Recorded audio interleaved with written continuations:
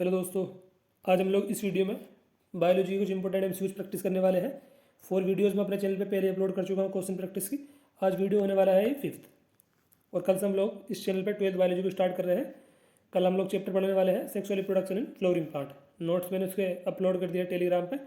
Telegram का link मैं description में डाल दूँगा। जो भी स्टूडेंट नए हैं वो टेलीग्राम को ज्वाइन कर लें, सारे के सारे नोट्स आपको वहाँ पर मिल जाएंगे जैसे जैसे हम लोग चैप्टर कंप्लीट करते चलेंगे। 11th बायोलॉजी में हमने काफ़ी चैप्टर कंप्लीट कर लिए हैं, सभी के नोट्स टेलीग्राम पर अपलोड है। और कल हम लोग चैप्टर पढ़ने वाले हैं 12th बायोलॉजी का पहला sexual reproduction in flowering plant. तो उसके नोट्स भी मैंने टेलीग्राम पर अपलोड कर दिए। टेलीग्राम का लिंक डिस्क्रिप्शन में आपको मिल जाएगा, तो आप टेलीग्राम को ज्वाइन कर लो और वहाँ से नोट्स वगैरह डाउनलोड कर लेना। तो आज ये वीडियो 5th होने वाला है क्वेश्चन प्रैक्टिस का, और ये लास्ट वीडियो भी होने वाला है। इसके बाद पहले हम लोग बायोलॉजी कंप्लीट करेंगे, उसके बाद हम क्वेश्चन प्रैक्टिस करेंगे। तो वीडियो को स्टार्ट करते हैं। देखो पहला क्वेश्चन है अपना, सबसे पहला अपना क्वेश्चन है, देखो ये नीट 2021 का हमसे पूछा गया है यहाँ पे। In the equation GPP minus के R is equal to NPP. GPP का मतलब है ग्रोस प्राइमरी प्रोडक्टिविटी और एनपीपी का मतलब है नेट प्राइमरी प्रोडक्टिविटी। तो इक्वेशन दे रखे हैं हमको एनसीईआरटी में, जब हम लोग चैप्टर पढ़ते हैं इकोसिस्टम, वहाँ पे दे रखा है जीपीपी माइनस के आर इजिकल टू एनपीपी। हमसे पूछा है यहाँ आर किस चीज़ को रिप्रेजेंट करता है, रेस्पिरेशन लॉस को, रेडिएंट एनर्जी को, रिटार्डेशन फैक्टर को, या फिर इन्वायरमेंटल फैक्टर को। तो आर यहाँ पे रिप्रेजेंट करता है रेस्पिरेशन लॉस को। Gross primary productivity minus respiration loss equal to होता है नेट प्राइमरी प्रोडक्टिविटी। हमसे पूछा गया कि आर यहाँ पे क्या रिप्रेजेंट कर रहा है, तो आर रिप्रेजेंट करता है यहाँ पे रेस्पिरेशन लॉस को। तो अपना आंसर हो जाएगा यहाँ पे पहला। एनसीईआरटी में देखो ये लिखा हुआ है यहाँ पर, ये लिखा हुआ है यहाँ पर देखो, GPP minus R is equal to होता है नेट प्राइमरी प्रोडक्टिविटी। जीपीपी का मतलब है ग्रोस प्राइमरी प्रोडक्टिविटी, माइनस के आर यहाँ पे रिप्रेजेंट करता है रेस्पिरेशन लॉस को, इज इक्वल टू होता है net primary productivity. GPP gross primary productivity minus का respiration loss R is equal to होता है नेट प्राइमरी प्रोडक्टिविटी एनपीपी। और इक्वेशन देखकर हमसे पूछ लिया गया था कि आर यहाँ पे क्या रिप्रेजेंट करता है, तो आर रिप्रेजेंट करता है रेस्पिरेशन लॉस को, यहाँ पे लिखा हुआ है एनसीईआरटी में। अगला क्वेश्चन करते हैं हम लोग। नेक्स्ट क्वेश्चन है, embryological support for evolution was disapproved by. Embryological support for evolution was disapproved by. Option में दे रखा Karl Ernst von Baer, Alfred Wallace, Oparin, या फिर चार्ल्स डार्विन। आंसर हो जाएगा यहाँ पे कार्ल अर्नेस्ट वन बेयर।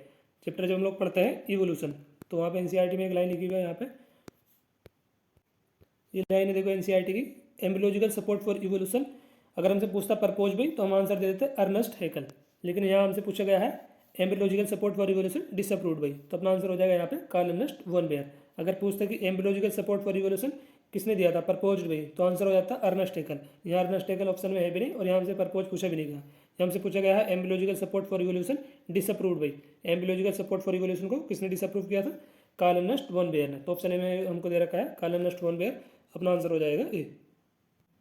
इधर रखा है यहाँ पे Karl Ernst von Baer, answer हो जाएगा यहाँ पे पहला। नेक्स्ट क्वेश्चन है, the final proof for DNA as the genetic material come from the experiment of. DNA ही जेनेटिक मटेरियल है, ये 100% किसके एक्सपेरिमेंट से सिद्ध हुआ था, हर्से एंड चेस के एक्सपेरिमेंट से, एवरी मैकलियोड मैकार्टी के एक्सपेरिमेंट से, हरविन खुराना के एक्सपेरिमेंट से, या फिर ग्रिफिथ के एक्सपेरिमेंट से। तो यहाँ पर अपना आंसर हो जाएगा Hershey and Chase. DNA genetic material है, ये 100% किसके एक्सपेरिमेंट से सिद्ध हुआ था, अल्फ्रेड हर्से और मार्था चेस। आंसर हो जाएगा यहाँ पे पहला। ये लिखा हुआ यहाँ पे एनसीईआरटी में, the unequal proof that DNA is the genetic material come from the experiment of Hershey and Chase. 1952 में इन्होंने एक्सपेरिमेंट करा था बैक्टीरियोफेज पर, और इन्होंने इसीलिए कहते हैं कि डीएनए ही जेनेटिक मटेरियल है। नेक्स्ट क्वेश्चन है, conversion of milk to curd improve its nutrition value by increasing the amount of. दूध के दही में बदलने पर कौन से विटामिन की मात्रा में वृद्धि होती है। ऑप्शन में दे रखा है vitamin D, vitamin A, vitamin E, या फिर विटामिन B12। तो आंसर हो जाएगा यहाँ पे C, conversion of milk to curd improve its nutrition value by increasing amount of vitamin B12। Next question है, identified the correct pair representing the positive agent of typhoid fever and confirmatory test for typhoid. Typhoid के लिए हमें positive agent को बताना है, और हमको बताना है कन्फर्मेटरी टेस्ट टाइफाइड का। तो पॉजिटिव एजेंट जो बैक्टीरिया है टाइफाइड कोज करने वाला, उसका नाम है साल्मोनेला टाइफी, और कन्फर्मेटरी टेस्ट होता है टाइफाइड के लिए विडाल टेस्ट। ऑप्शन बी में दे रखा है प्लाज्मोडियम यूटीआई, ऐसा कुछ होता नहीं है। यहाँ पे दे रखा है स्ट्रेप्टोकोकस न्यूमोनी, ये बैक्टीरिया न्यूमोनिया कोज करता है, तो ये भी नहीं आएगा। और यहाँ पे दे रखा है साल्मोनेला टाइफी बैक्टीरिया, तो यहाँ पे सही दे रखा है, लेकिन यहाँ पे टेस्ट एंथ्रोन दे दिया, ये गलत हो जाएगा। तो बी भी गलत है, सी भी गलत है, डी भी गलत है। पॉजिटिव एजेंट है साल्मोनेला टाइफी बैक्टीरिया, और कन्फर्मेटरी टेस्ट विडाल टेस्ट। तो आंसर हो जाएगा यहाँ पे पहला। क्वेश्चन में हमसे पूछा गया था positive agent of typhoid fever and confirmatory test. Confirmatory test है विडाल टेस्ट, और पॉजिटिव एजेंट है साल्मोनेला टाइफी। आंसर हो जाएगा पहला। नेक्स्ट क्वेश्चन में हमसे पूछा गया था, इस क्वेश्चन में पूछा गया है क्रोमोसोमल थ्योरी ऑफ इनहेरिटेंस का एक्सपेरिमेंटल वेरिफिकेशन किस साइंटिस्ट ने दिया था, मेंडल ने, सटन ने, बोवेर ने, या फिर मॉर्गन ने। तो experimental verification of chromosomal theory of inheritance was given by Thomas Saint Morgan. Answer हो जाएगा यहाँ पे डी। ये लिख रहा है यहाँ पे देखो, experimental verification was done by Thomas Saint Morgan, chromosomal theory of inheritance. इसका एक्सपेरिमेंटल वेरिफिकेशन किस साइंटिस्ट ने दिया था? टी एच मॉर्गन ने। नेक्स्ट क्वेश्चन है, हमसे पूछा गया है correct sequence for sperm formation. Sperm formation का करेक्ट सीक्वेंस हमको बताना है, option A B C D में से क्या होगा। तो यहाँ पे दिखा रखा है देखो एनसीईआरटी में हमको ये दिखा रखा है हमको स्पर्मेटोजेनेसिस को यहाँ पे दिखा रखा है ए में। स्पर्मेटोगोनियम में माइटोसिस होने के बाद क्या बनता है? Primary spermatocyte. प्राइमरी स्पर्मेटोसाइट में फर्स्ट म्यूटिक डिवीजन होने के बाद बनता है सेकंड स्पर्मेटोसाइट, और यहाँ पे सेकंड म्यूटिक डिवीजन होने के बाद क्या बनता है? स्पर्मेटिड, और स्पर्मेटिड में डिफरेंशिएशन होने के बाद क्या बनता है? स्पर्मेटोजोआ। तो इस सीक्वेंस को हमसे पूछा गया है, सबसे पहले स्पर्मेटोगोनियम, उसके बाद स्पर्मेटोसाइट, उसके बाद स्पर्मेटिड, और लास्ट में स्पर्मेटोजोआ।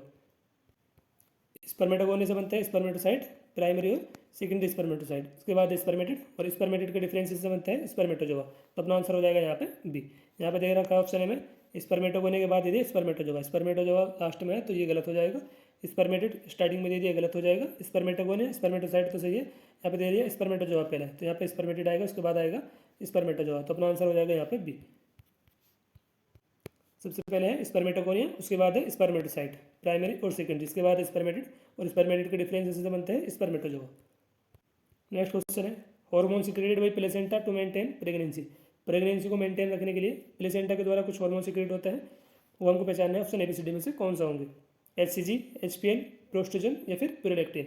HCG, HPL, प्रोस्टोजन तो सही दे रखा है, लेकिन यहाँ पे प्रोलैक्टिन नहीं आएगा, यहाँ पे आएगा ईस्ट्रोजन।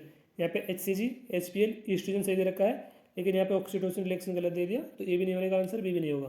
प्लेसेंटा से कुछ हार्मोन प्रोड्यूस होता है ड्यूरिंग प्रेगनेंसी, तो यहाँ पे हो जाएगा HCG, HPL, प्रोजेस्ट्रोजन और ईस्ट्रोजन। एनसीईआरटी की लाइन है, और यहाँ पे दे रखा है ईस्ट्रोजन ग्लूकोकोर्टिकोइड, ये गलत हो जाएगा, डी भी।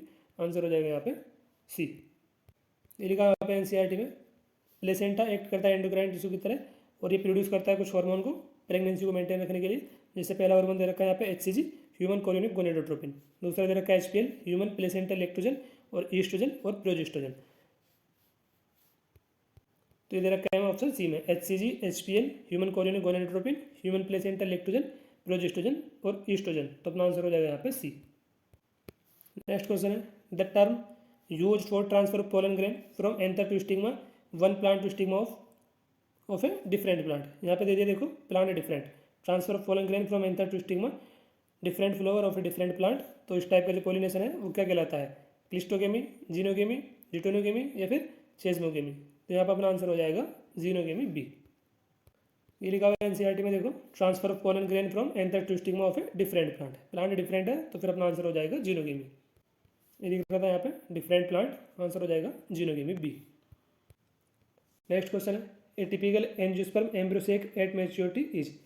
एक एंजियोस्पर्म का जो एम्ब्रियोसेक है मैच्योरिटी में, वो कितने सेल और कितने न्यूक्लिएटेड होता है, ये पूछा है हमसे। तो 7 सेल और 8 न्यूक्लिएटेड होता है, 7 सेल और 8 न्यूक्लिएटेड। ऐसा ऑप्शन देखो कौन सा दे रखा है, यहाँ पे दे रखा है 8 न्यूक्लिएटेड 8 सेल, गलत हो जाएगा, 7 सेल होगा। यहाँ पे दे रखा है 7 सेल 8 न्यूक्लिएटेड, तो ये सही दे रखा है। यहाँ पे दे रखा है 7 न्यूक्लिएटेड 8 होता है, तो सी गलत हो जाएगा। यहाँ पे दोनों 7 7 दे रखे हैं, तो ये भी गलत हो जाएगा। एक typical angiosperm embryo sac at maturity is 7 cell और 8 न्यूक्लिएट। आंसर हो जाएगा यहाँ पे बी। लिखा हुआ यहाँ पे देखो, एक टिपिकल एंजियोस्पर्म का जो एम्ब्रियोसेक होता है मैच्योरिटी पे, वो 7 सेल और 8 न्यूक्लिएट होता है, 7 सेल 8 न्यूक्लिएट। तो ऐसा ऑप्शन दे रखा था अपना बी, 7 सेल और 8 न्यूक्लिएट। नेक्स्ट क्वेश्चन है, नीट 2021 में हमसे पूछा गया है, इन सब member of which of the following pair of families. कुछ फैमिलीज गिवन है यहाँ पे ऑप्शन एबीसीडी में, और हमको बताना है कि इनके जो पोलन ग्रेन है वो रिलीज होने के बाद भी अपनी वाइबिलिटी को कुछ मंथ तक बनाए रखते हैं।